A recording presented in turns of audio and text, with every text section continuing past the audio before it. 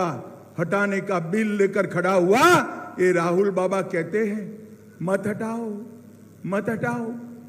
मैंने पूछा कि क्यों ना हटाए भाई, तो उन्होंने कहा कश्मीर में खून की नदियां बह जाएगी। राहुल बाबा 5 साल हो गए, खून की नदियां छोड़ो, कंकर चलाने की किसी की हिम्मत नहीं है। कंकर चलाने ये नरेंद्र मोदी सरकार, नरेंद्र मोदी जी ने देश को सुरक्षित करने का काम किया। 10 साल तक, 2014 तक, 2004 से इस देश में सोनिया मनमोहन सरकार चली, कांग्रेस की सरकार चली, सपा बसपा के समर्थन वाली सरकार चली। आए दिन बम धमाके होते थे। ये पाकिस्तान से आलिया मालिया जमालिया घुस जाते थे, बम धमाके करते थे, मगर कोई कुछ नहीं करता। मोदी जी आए, पाकिस्तान को आदत लगी थी, इन्होंने पुलवामा और उरी में धमाका किया, मगर वो भूल गए इस बार मनमोहन सिंह प्रधानमंत्री नहीं थे, नरेंद्र मोदी जी थे, नरेंद्र मोदी जी। और कांग्रेस की सरकार नहीं थी, भाजपा की सरकार थी। 10 ही दिन में सर्जिकल स्ट्राइक और एयर स्ट्राइक कर पाकिस्तान के घर में घुसकर आतंकवादियों का सफाया करने का काम नरेंद्र मोदी जी ने। रायबरेली वालों मुझे बताओ, अयोध्या में राम मंदिर बनना चाहिए या नहीं बनना चाहिए? जोर से बोलो, बनना चाहिए था या नहीं बनना चाहिए था? एक कांग्रेस पार्टी 70 साल से राम मंदिर को अटका कर रखी थी, लटका कर रखी थी, भटका कर रखी थी। आपने मोदी जी को दूसरी बार प्रधानमंत्री बनाया।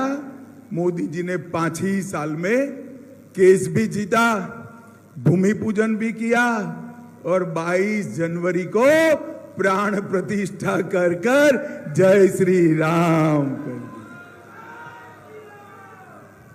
भाइयों बहनों, यहां से राहुल बाबा चुनाव लड़ रहे हैं।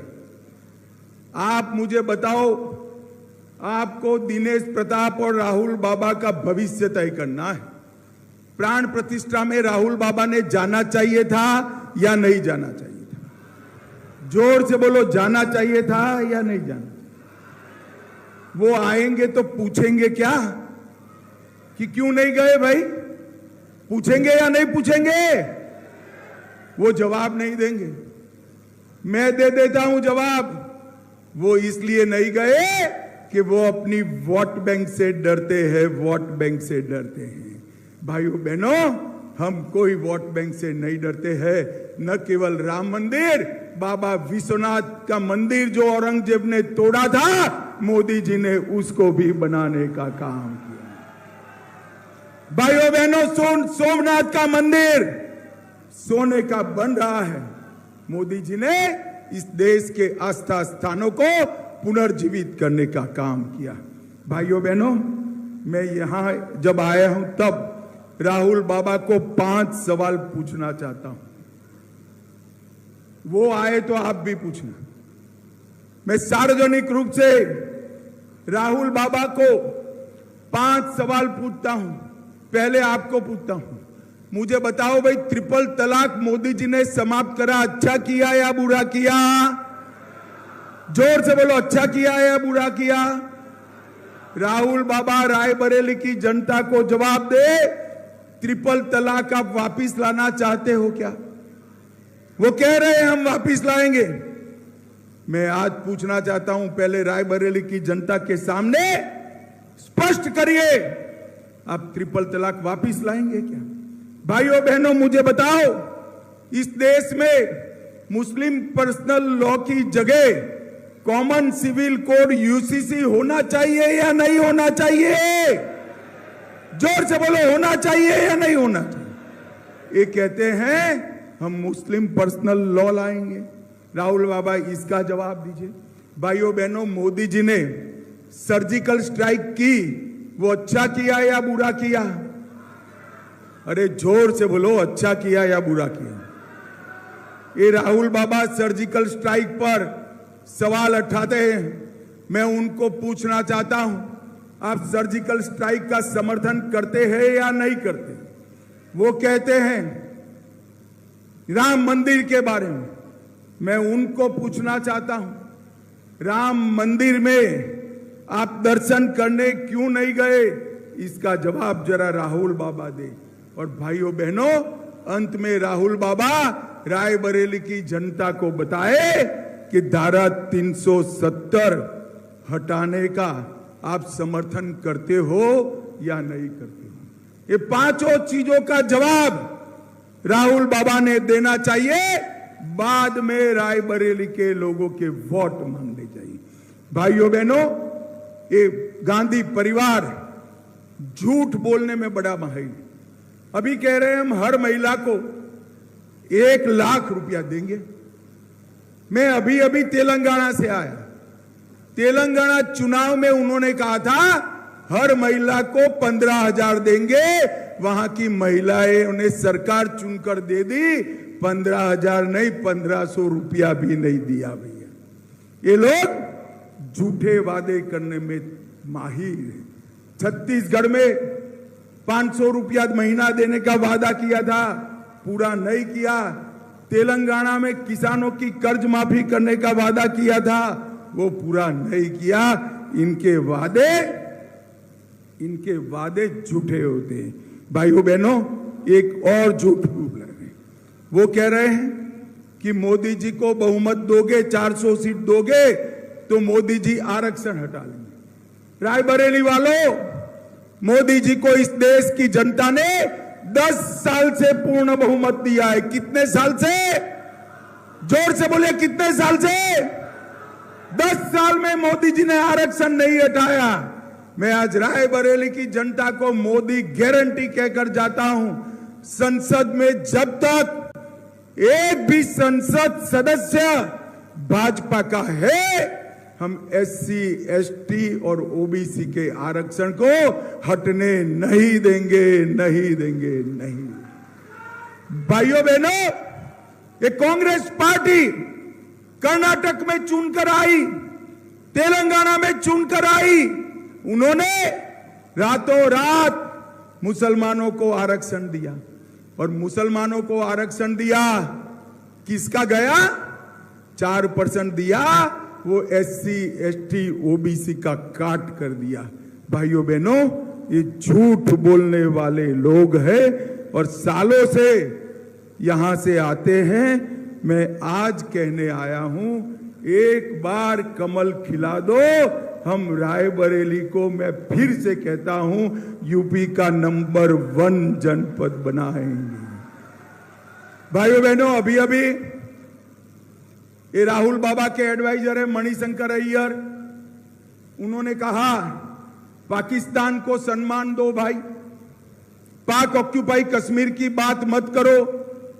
क्यों ना करे? तो वो जवाब दे रहे हैं उनके पास एटम बम है, एटम बम। मुझे बताओ भाई, रायबरेली वालों, पाकिस्तान के पास एटम बम है तो पाक ऑक्यूपाई कश्मीर छोड़ना चाहिए क्या? अरे जोर से बोलो, छोड़ना चाहिए क्या? मैं आज आपको वादा कर कर जाता हूं, हम नहीं डरते हैं एटम बम से। पाक ऑक्यूपाई कश्मीर भारत का है और भारत से इसको कोई छीन नहीं सकता। ये फारूक अब्दुल्ला हमें डराते हैं, ये मणिशंकर अय्यर डराते हैं, और राहुल बाबा चुपचाप मजा देखते। राहुल बाबा, रायबरेली की जनता के सामने पाक ऑक्यूपाई कश्मीर पर आपका स्टैंड तय करो। हमें तो नाज है कि पाक ऑक्यूपाई कश्मीर हमारा है और भारत का दावा इस पर हमारा हमेशा बना रहेगा।